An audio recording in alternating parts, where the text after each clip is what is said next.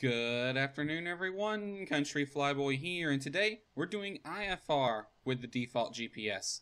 Now, today we're going to be flying from John Wayne up to Santa Barbara along a tech route. We have a SID for this flight. No star, we're just going to be flying a straight approach from our last waypoint in. So today is going to be all about using the default GPS for IFR flying. I'm going to go ahead and shut the door and start the engine. And again, I'm just going to use Control E, because doing things properly as far as procedure-wise is not the scope of this tutorial. Alright. Now, the default GPS is usable for IFR. Now, you have to rely on the GPS a bit more for IFR, especially when doing RNAV procedures. Do note, however, the default GPS, since it cannot load procedures or edit a route within the gauge, you cannot technically file IFR as a slant gulf or an RNAV, any other RNAV subtype. Because this, not 100%, because for one, the database is ridiculously out of date. Number two, you can't edit the route or add procedures other than approaches, and the approaches may be out of date as well. So you're best off, if you want to fly GPS RNAV, you might want to consider investing in a GPS add-on such as the MindStar GNS 530 or something similar. But we're going to be discussing using the default GPS. Now, could you use the default GPS for IFR flying? Yes. You just have to do a little bit harder work. Now, through use of a flight planning add-on, I've actually built our SID into the flight plan today. The flight plan does not have to use waypoints that are in the database by default. So you can have custom waypoints. I'll get into doing that in the next video. But as you can see in this video, I have actually built our SID into the flight plan. Our SID today is the Muscle 7 departure out of John Wayne. And real quick, I'll just read it. Departing runway 20 left or right, we climb heading 196 on the ISNA localizer to the ISNA 1DME fix or Seal Beach radial 118, left turn heading 177, vectors to the Muscle intersection thence. Via assigned transition route, today is Seal Beach. From over Muscle intersection, Seal Beach radial 150 to Seal Beach Vortac. And then the rest of our route from there. And you can see I've sort of programmed this in. There's the 1DME fix. So what does the GPS offer for RNAV flying? Or for IFR flying? Well, the way you would have to identify that first point, we fly heading 196 on the ISNA localizer outbound until we're either 1DME or radial 118 from Seal Beach. So we would have to use our VORs, and we don't have an RMI in this airplane, so we'd have to be doing a lot more work. But with the GPS, we have this waypoint punched right in there. If we go to flight plan, you can see ISNA 1, that's ISNA 1DME. And the next one is HD 177, which means heading 177. And zooming out here, you can see how it wants us to go boom, and then boom. Now, I'm not going to be using default ATC for an IFR flight plan today. I am going to be using default ATC, but as far as they're concerned, I am on an IFR flight plan. So, making the most out of this GPS, we'll just have to demonstrate it. But it can be very useful for flying IFR. So, real quick, we're going to go ahead and get ready. Now, as far as using the GPS to set your frequencies and whatnot, I've already discussed doing that in the previous video. For now, I'm just going to use default ATC's auto-tune feature to get the appropriate frequencies programmed in. Now, once we get airborne, I'm just going to switch it over to 123.45. That way we won't have to listen to default ATC, and I can focus on flying and talking. Will I be using the autopilot? Probably. I'm going to be flying the departure myself for the most part, but once we get past Muscle, I'll probably be using the autopilot. So, real quick review of what's going to happen. We're going to fly outbound, and just to make sure I have the thing set correctly, we're going to reactivate that leg. It does not auto-sequence to there. So that first. Then once we pass radial 118 or 1 DME, when I see this read 1 DME after passing over, it reads 1 DME now because the antenna is way back there, but we'll cross over it and then only read 1 DME again. Once that happens, I can start my turn onto heading 177. We may not actually be on the magenta line, but we'll be close to it. Now, for the departure, the most dangerous part of a flight is the first 3 minutes after takeoff and the last 8 minutes prior to landing. So, because of that, when you're flying your departure, don't worry about the GPS. Let's note what our procedure is, and let's use our gauges to tell us what we're on or off course. Don't bring this screen up, because it's just going to distract you, and you need to focus on flying and watching out for traffic. Quick look over at plan G, and I can see that there is no traffic around me. Nobody's coming in to land or take off, so we are good. Let's go ahead and taxi past this line, and we'll tell John Wayne Tower we are ready for takeoff. And just a quick review, we fly heading 196 on the localizer outbound. John Wayne Tower, Mooney, November 195 Kilo Tango, ready for departure to the north at runway 20 left. Mooney, November 195 Kilo Tango, cleared for takeoff. Runway 20 left, north departure approved. 20 left's a bit of a short runway. I'm going to give us some flaps for the takeoff. Cleared for takeoff. Runway 20 left, Mooney, 5 Kilo Tango. Not going to do a short field takeoff. I just want those flaps to help me get airborne a little quicker. Alright, verify. Little reality check. We're on heading 195, about looks like that. Pretty good for the runway. Alright. Full throttle.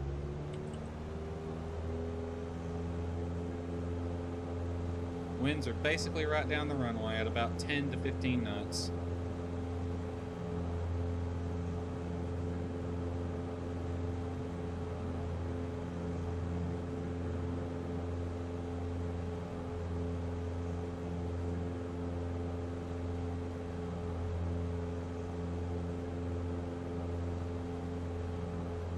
Right gear up.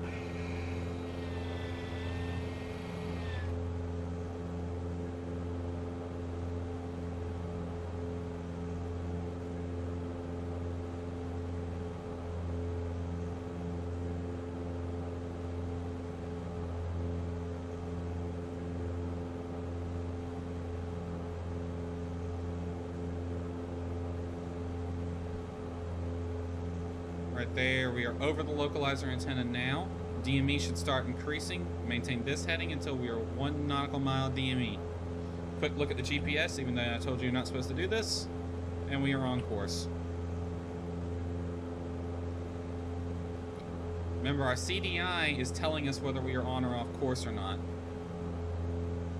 We are receiving the Seal Beach VOR now.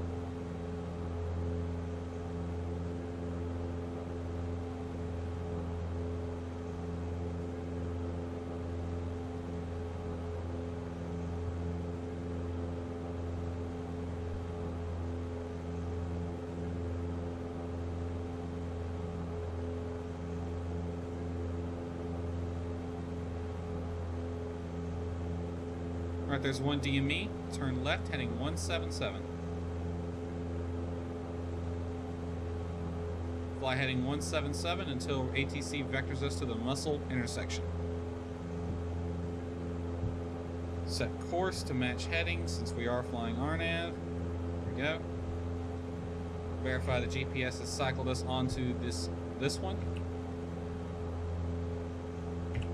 Alright, just gotta make right here. Desired track is 177. Actual track is 177. We'll fly this course right here. 95 Kilo Tango, you're leaving my airspace. Frequency change approved. Alright, frequency change approved. At this point, we would call SoCal approach. That would be who we'd be talking to next. Now that we are in a less stressful situation, let's go ahead and throttle back. About 35 on the manifold pressure. We'll bring RPM back to 25, or just shy of 25. And I'm going to, no, we'll leave the autopilot off for right now.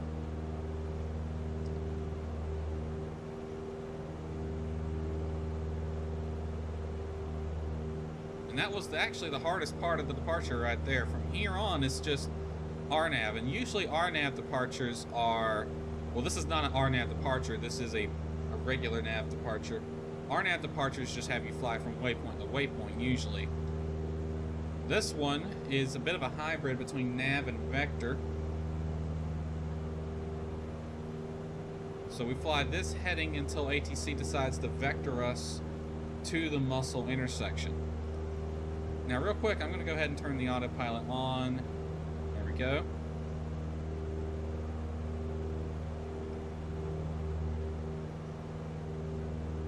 It's going to get us exactly on this course. I should have used heading hold, but whatever. It'll be okay.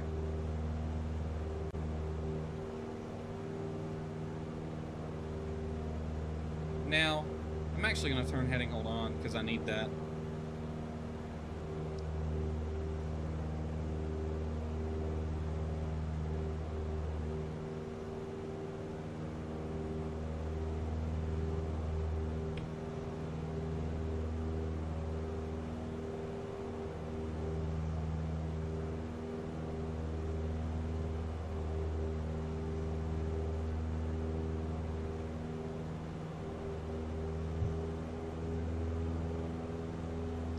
Alright, so flying here on heading 177.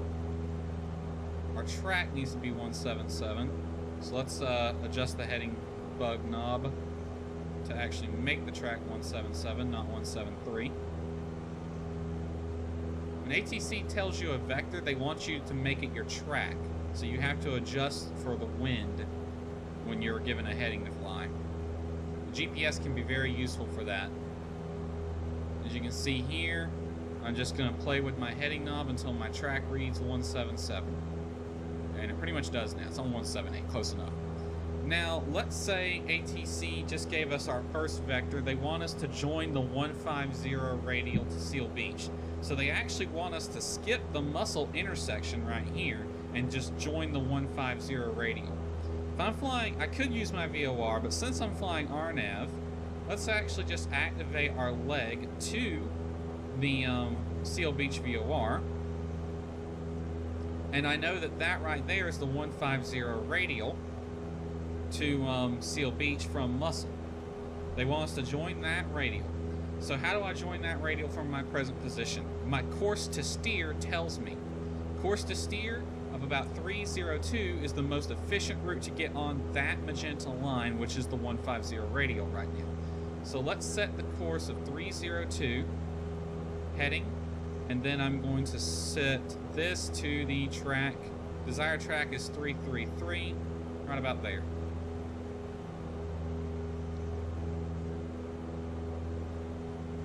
Now my course to steer is going to need some adjusting, but as the autopilot levels us out, it now wants us on a course to steer of about 290. If you watch that number, you can adjust it in the turn, and the autopilot will do a better job of capturing it.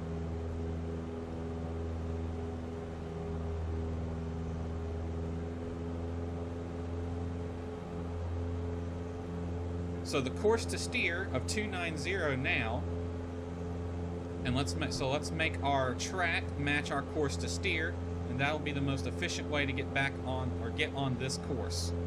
ATC just told us join the 150 radial. Not using my VOR, using my GPS, since that is the focus of this series.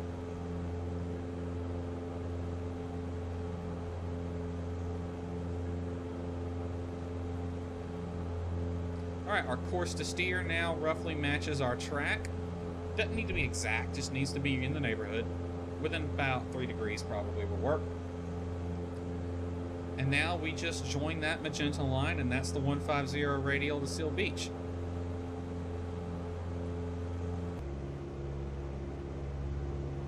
So, what are the advantages of using RNAV over traditional navigation? Well, we are now established on the Victor 23 Airway. Now, traditionally, I would have to use my VORs, and since I still have Seal Beach tuned, the radial we need to track here, it's kind of hard to read on this chart, but I believe it's 272. So if I set this to 272, roughly right there, it's kind of hard on these default planes. Right about there is 272.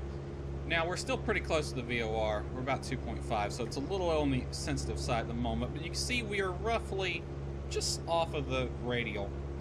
So we would track that radial, and the only way I have of verifying my position on the airway is the DME and another VOR. So normally I would have this set on CDI1 and use CDI2 to verify my position. For example, I'll know I'll hit the Hermo intersection once I hit radial 123 from LAX. I'll also know it once I hit 16 DME from Seal Beach, as indicated here. But with RNAV, airways are just straight lines between VORs with intersections along the way, and our airway is nothing more than a straight line between predetermined points, right? Since my GPS knows the exact position of each point and draws the straight line between them, well, this here is the airway. As you can see, we are pretty much on it. Now again, in real life, you can set offsets, and you can even fly offsets with the default GPS as we demonstrated in the last video. I'll know I'll hit the Popper intersection when this tells me in 2 minutes, and I can cross-check it with my airways to see if, with my VORs to see if it's accurate. Popper should be at about 12 DME. So when this says I hit Popper, this should indicate 12 DME, right? Well, we can cross-check that. Next VOR I'm going to need is the LAX VOR, which I believe I've already set on Nav1 standby. Let's go ahead and flip that over. And we're also going to need the latest weather. Now, in real life, ATC will tell you what the local altimeter setting is for the area you're flying in. Default ATC sadly does not do that, so we just have to work a little harder. Let's flip over to the airport info page, frequencies, and let's bring up KLAX, which is the nearest airport. Well, it's close enough we can use its ATIS. We can see its ATIS is on 133.8. Now you can see it's got two ATISes. That's because busy airports like LAX often have a departure ATIS where all departure information is, and an arrival ATIS where all the arrival information is. But both ATISes will have weather info, like the altimeter, because that's very important. So, doesn't matter which one we set. We'll just listen in on it. Los Angeles Airport information, Lima, 2057 Finland, wind 182.13, visibility greater than 20 miles, sky conditions, ceiling 3,200, broken, temperature 2.12, altimeter 2989er, ILS. 2989er. I'm just going to hit B real quick, because the Mooney is terrible. It doesn't tell me exactly what the number is, and it's really hard just looking at that Colesman window. I'm not a big fan of the default Mooney as far as its gauges are concerned. Skyhawk is a little bit better. Okay, Plan G says we are passing Popper now, and GPS concurs. We're pretty much at Popper. We're tracking to Hermo. I'm going to zoom this in. Popper is right there on that magenta line. So when we hit that magenta line, I'll look at the DME to see what it says. We are there, and look at that, 12 DME exactly.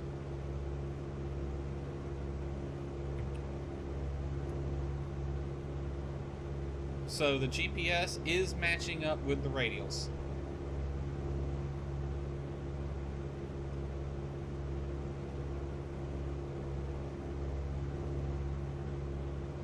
So just like with flying in the VFR, you can use the GPS for quite a bit. As you can see, we've used course to steer to get us on course quickly, and to maintain the course manually, all you have to do is make your actual track hit the desired track. To track direct to any one of the active, whatever the active waypoint is, all you gotta do is make your bearing match your desired track, and to get on course quickly, make course to steer match desired track. If at any point you question which waypoint you're steering to, look right here. Estimated time of arrival at this waypoint is 14:08, which it is now. And Plan G has dinged saying we're there. Our angle off error and track angle error is pretty much 0, and that's what we want to see when we're tracking on course. And as you can see, with automatic sequencing enabled, the GPS will sequence the waypoints appropriately. We are now leaving Victor 23. Oh no, we're staying on Victor 23, which is now heading to LAX. Now from LAX, we join Victor 299 to whatever that VOR's name is. Ventura VOR is on 108.2. I'll set that on nav 1.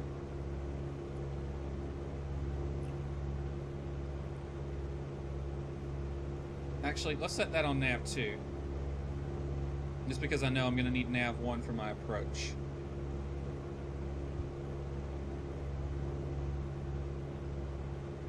Now I'm looking at Plan G on my second monitor, and there's quite a bit of traffic at LAX, and we're definitely getting over LAX now because my frames are just dying. So I'm going to keep my frame rate up a little bit. Look over there. Get a look at the water. Can you see Catalina from here? Can't quite see Catalina from here, sadly.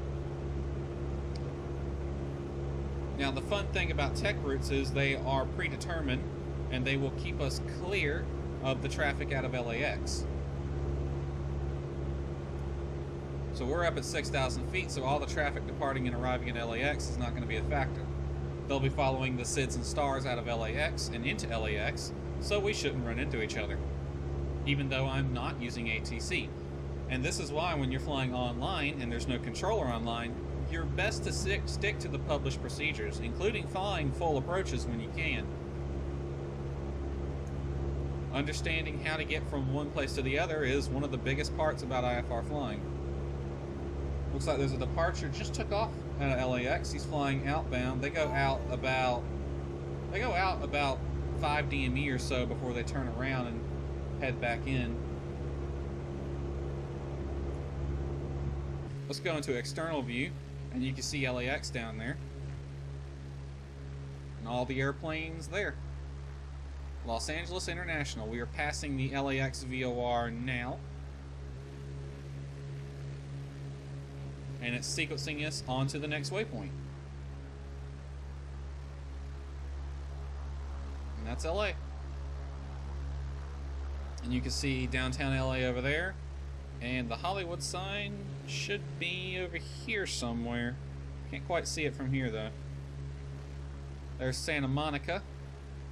That's Hollywood right there. So the Hollywood sign should be right over here. And we're heading on to Santa Barbara.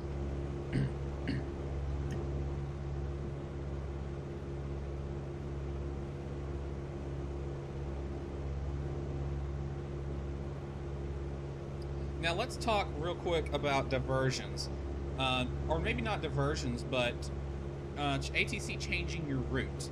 So at any time during an IFR flight plan, your route can change. And one of the big disadvantages of using the default GPS is you can't actually change your route without overriding the flight plan. One thing you can do, and we'll discuss this in the next video, is use an external program such as Plan G to make changes to your route and then re-import the PLN file in Flight Sim using the flight planner. That takes time though, and it's not as efficient as actually being able to change it in the gauge. Now some add-on GPSs, like some of the Coronado add-ons, do allow you to make use of the gauge to change the flight plan, and we'll talk about that in another video. But what if we needed to make a change? What if ATC, say we were flying online and they wanted us to change our route? They wanted us to go to, what's that VOR up there? Fillmore, and then take Victor 186 to Quang instead of the route that we have. Well, we would make use of our VORs, would be the best way, but if we wanted to stick to RNAV, we could take, I can see that Swaggy, or Sadie, our next waypoint, there's an Airway, Victor 107, that tracks from there straight to Fillmore. We could do that, but they want us to go direct to Fillmore from our present position. So we'll go direct. We'll type in the Fillmore identifier, which is FIM. Fillmore, K2 region. Make sure that region's correct, by the way. It's K2, it is a VOR. Instead of, however, they want us to resume to Quag at some point. Or maybe they want us to resume our flight plan course at some point after this diversion. So I don't want to overwrite my flight plan. What I can do is take note of this. So real quick, let me re-enter it so it gets a little bit more accurate. Course 313. So instead of activating this now, see it's flashing, if I hit enter again, it will activate the direct to Fillmore and overwrite my flight plan. I'll just note that the course direct to it from my present position is 314. I can then make my heading 314, clear this, and then every now and then just double check that I'm heading to Fillmore via repeating that process. And just like that, I'd be tracking direct to Fillmore. Another way you can track direct is, say if they want us to go direct to any point on our flight plan, we can activate that leg. I'm not going to do it here because I want it to sequence. We can activate that leg to that waypoint and then just note what the bearing is and then make our track match the bearing. And that will get us direct to the waypoint.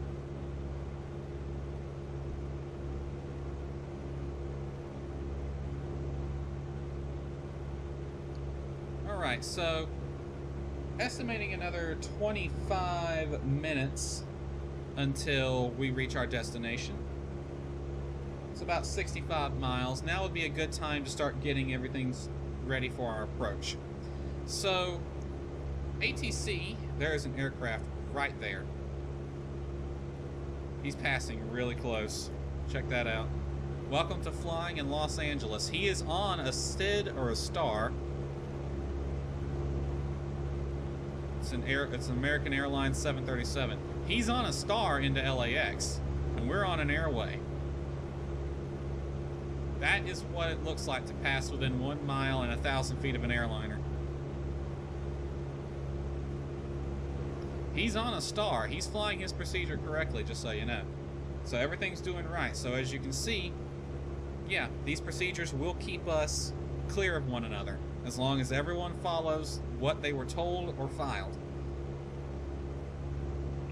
And if we were in actual IMC conditions, we would have never saw him. But since we're flying as published, we're all clear. Never would have hit one another. ATC would have advised us of his presence, however. Alright, so now's a good time to start getting everything set up for our arrival.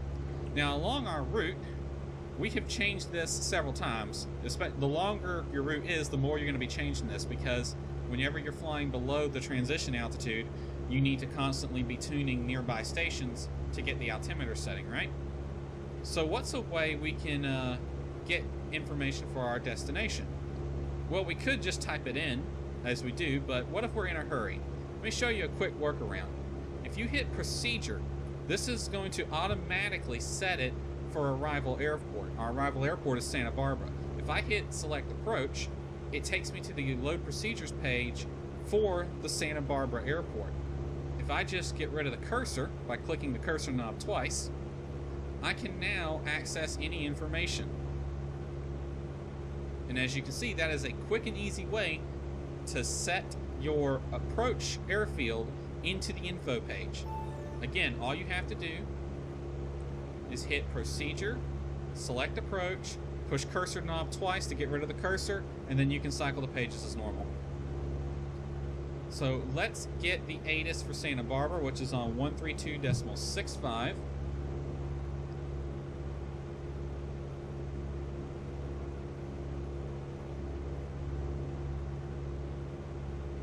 Santa Barbara Airport information, India 2117 Zulu, wind 147 at 7, visibility greater than 20 miles, sky condition 3,700, scattered, ceiling 7,200, broken, temperature 192.11, altimeter 29992, ILS, runway 7 in use, landing and departing runway aircraft stay direction of flight. All aircraft read back hold short instructions. Advise. Okay, runway 7 is use, altimeter 29er 2. Runway 7. Now, if I go back to the procedures page, there is an ILS approach for runway 7. So let me go to the airport information page here. I got my iPad here loading up the charts. Santa Barbara, ILS localizer, runway 7. And what I'm going to look for is if there is a transition from the last waypoint on my flight plan, which is Quag. Unfortunately, there doesn't appear to be. There is a GOLET transition. So Quag would be right about there. That's probably Quag. Is that pink, that magenta intersection right there? I'm guessing. So it looks like we could take this track. What I'm going to do though, I'm going to do something a bit more fun. I'm going to do the VOR GPS runway 25 with a circle to land on runway 7. So let's load that one in. VOR runway 25, and we want the Quang transition. And as you can see, it goes from Quang straight in. Now note the GPS right here. VOR 25 GPS. This means GPS driven. This is GPS driven, not VOR driven. The two can be different. So for a VOR approach, you need to make sure that you're using VORs, not GPS. You can use the GPS as a reference, but not as the primary means of navigating along the approach. So now I have loaded that approach in. So Quang is the initial approach fix. It's also the last fix on my flight plan. As you can see, Quang. Alright. So what we're going to do is when this tells us we're tracking into Quang, I'll activate the approach. We need to plan our descent. There is no crossing restriction at Quang, but the leg after Quang is 2,100. So we need to be at a altitude.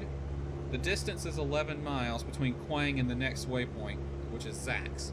So we need to be at an altitude where we can descend down to 2,100 inside of 10 miles. So we're at 6,000. 2,100 would be about 3,900 feet of altitude loss.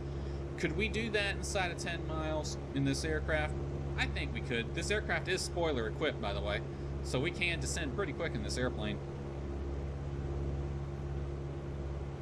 Alright, so we can cross Quang at our flight plan altitude of 6,000 and then just start down.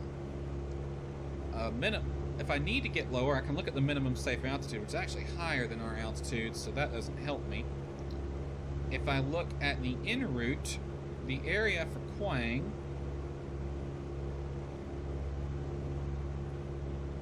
11,000 feet is the off-route obstacle clearance altitude, so that doesn't help me. But what about...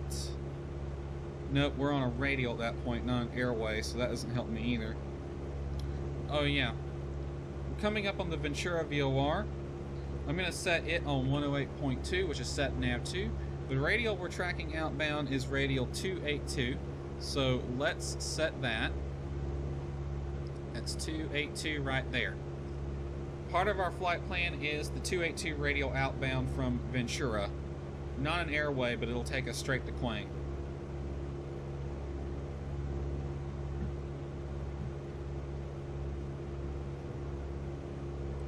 Alright, so we have received the arrival ATIS information.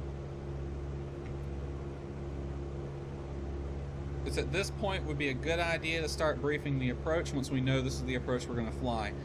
The nav aid for this approach is the Gavato VOR on 113.8, so let's set that in nav 1.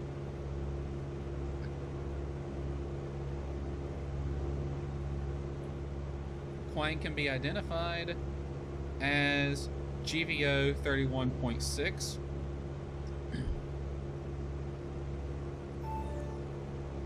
Alright, we are approaching Ventura now.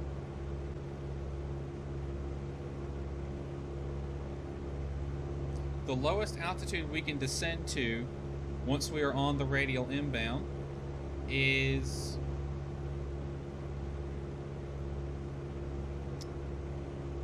technically 8,000 feet. But our flight plan altitude is 6,000, so I'm guessing they have established that this is a safe altitude. Now, in real life, ATC would give us altitudes to go down to. Alright, the radial that we need to fly is the 099 radial inbound, so we need to put 099 on the tail, which would be 279. So if I zoom in on this,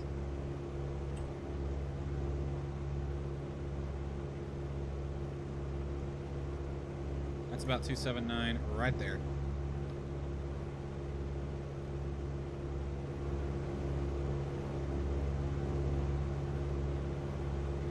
There's Oxnard down there.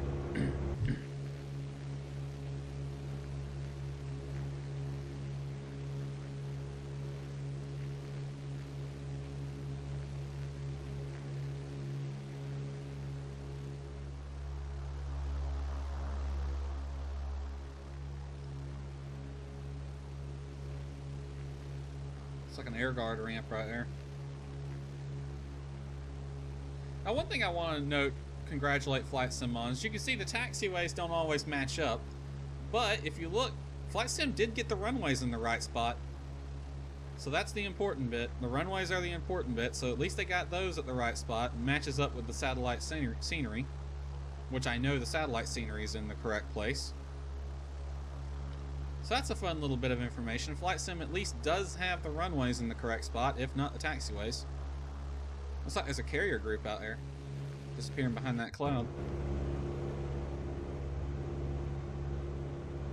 Alright, let's switch this over to the Nav1 DME, because that's the important one. Once we cross 31.6, that will be the Quang intersection. We can descend down to 2,100.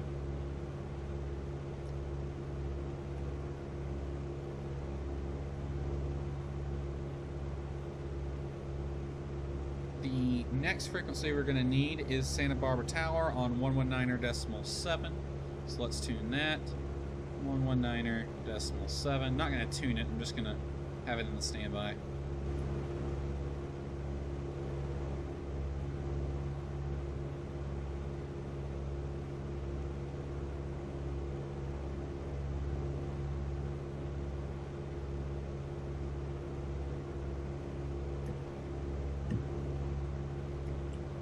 Now that we are tracking to Quang, I can actually go ahead and activate the approach.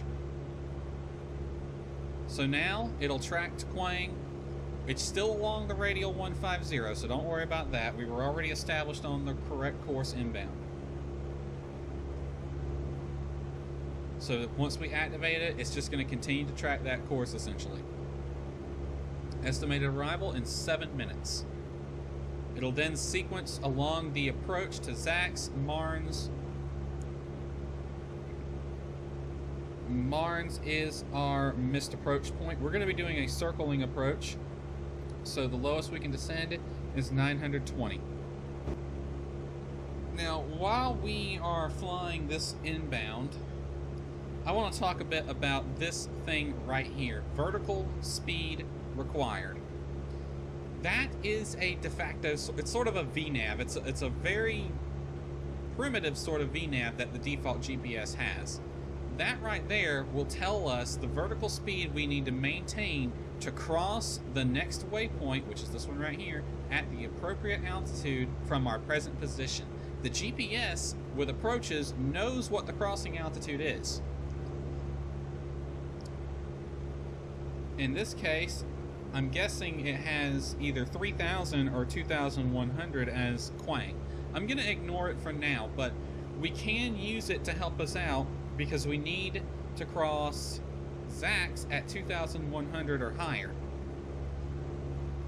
Also notice that when I activated the approach, the GPS switched into approach mode. Now, Note that that is in feet per second, not feet per minute. If you want to get in feet per minute, just multiply that by 60. It's 21 feet per second now, which is 1,260 feet per minute.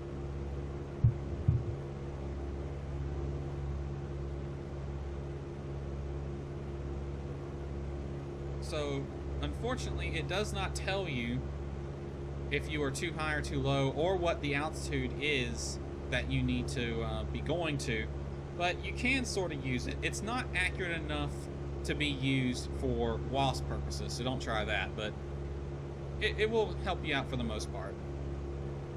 Now, when we hit Quang, I'm going to activate, or before we hit Quang, I'm actually going to activate heading select. In fact, I probably should do that pretty soon. And then I'm going to switch this over to nav since we're flying a VOR approach.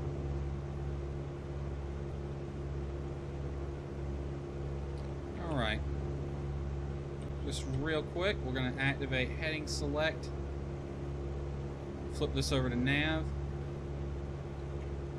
And we're going to use heading select to steer us to Quang and then get us on the appropriate VOR course. There's going to be an Embraer that's going to class right above us. We're going to go right into his wake too, most likely. He's about 5 miles in front of us on our nose. He is above us, but he's not above us by much. He is climbing though, so he shouldn't be a factor, but his wake turbulence will be.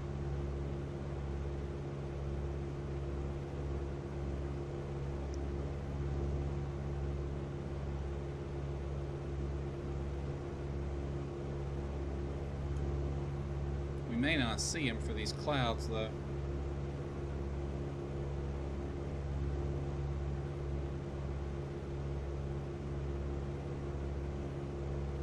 Alright, he's about 2 miles now. He's at 8,000 feet and climbing. No longer a factor.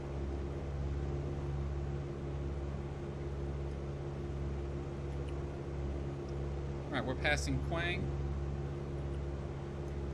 Yeah, we're not going to see him. There is an Embraer. He's probably right there. Alright, we are passing Quang. Let's go ahead and fly this heading here to get onto that VOR course. Yeah, he is right above us right now. There he is. See those little lights there shining through the clouds? That is an Embraer 120 right there. On his way to LAX. I saw him on the Plan G and I'm like, you are going to come really close. Let's start down to 2,100.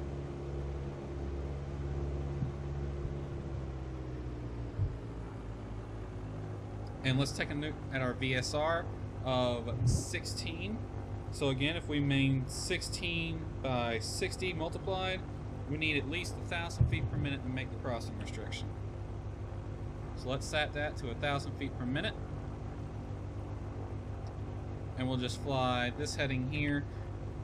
Our course to steer is not going to help us because we want to maintain a VOR course, not a GPS course. So I'm going to bring manifold pressure back. I'll leave RPM set as is. Close the cow flaps for now.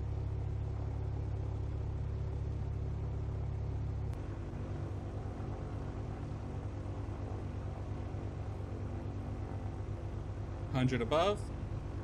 Autopilot off. I have the airplane. I'm going to open the cow flaps up just a little bit. RPM up to full. Level off at 920. Minimum safe altitude, or minimum descent altitude. Go ahead and bring the gear down. Gear down lock. Green light. Citation November 418 Sierra Foxtrot, wind 147. We'll make our circle now. Cleared to land runway 7. Cleared to land, runway 7. Citation 80 Foxtrot.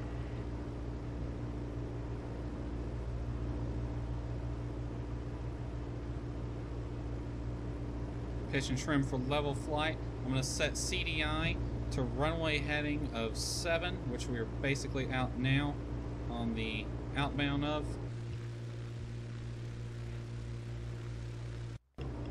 And I didn't hear what ATC said. let's see, winds 147 at 7. That's what they told that citation, so I'm going to set heading bug to about 147. That way I have my wind information. Now we're going to be told to come in behind that citation. He is way the fuck out there. But we should be landing behind him.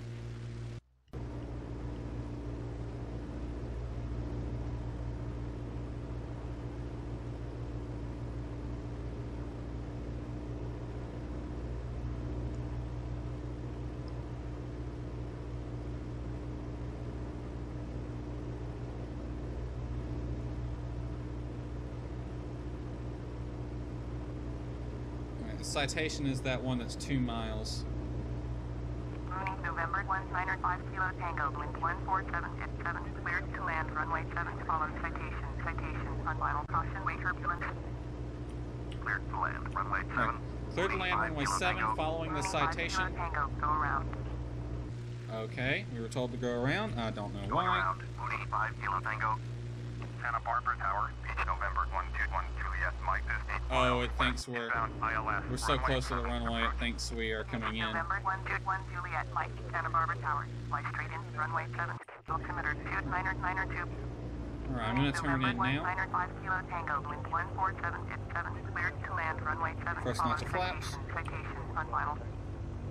Cleared to land, runway 7, following the citation. Now, we're so close in, I'm not going to separate off a base leg. I'm just going to keep that turn coming.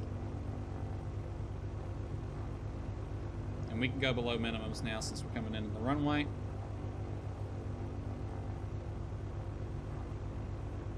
Yeah, we were pretty close, so he's touching down now. Let's do what we can to slow down. Flaps full. Give him plenty. We may not have time. We might have to do a mist. Come on, get off the runway, citation. Do me a favor. November 121 Juliet, Mike, wind 147 at 7, cleared to land, runway 7, number 2 for landing, follows Mooney Bravo, on final. Cleared to land, runway 7, number 2, beach 1 Juliet, Mike. Mooney 5 Kilo Tango, go around. Fuck it, I'm landing. He's probably clearing the runway now.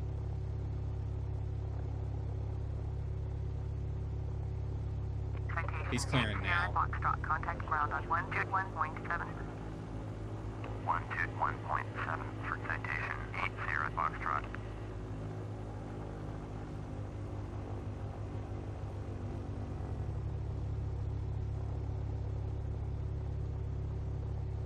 Come on, get down. It doesn't want to land.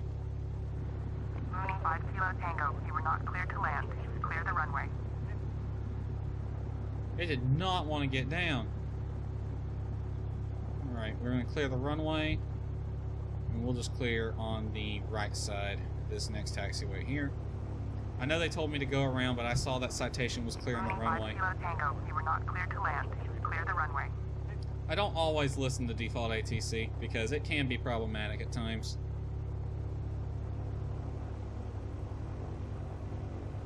Mooney 5 Kilo Dancing at Tango, times, too. contact ground on 121.7. Alright, Going to 121.7, Mooney 5 Kilo Tango. and that pretty much concludes this video. That demos the default GPS for use on an IFR flight plan. Alright, let's just clean the aircraft up after landing, open those up, bring you out for ground ops. Landing and strobe lights are off. And yep, we are ready to go. Terminal's right over there. I don't know where the FBO is at on this field. But that basically concludes this video. The next video will be demoing how to use add-ons and some special features of the default GPS that you can make use of. Let's see the...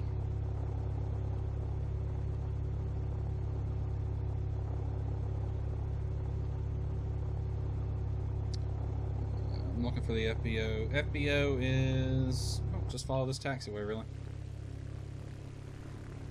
See, it's over there where that hangar's at. Alright, so that concludes this video. Hope you enjoyed it, and we will see you next time. Take care.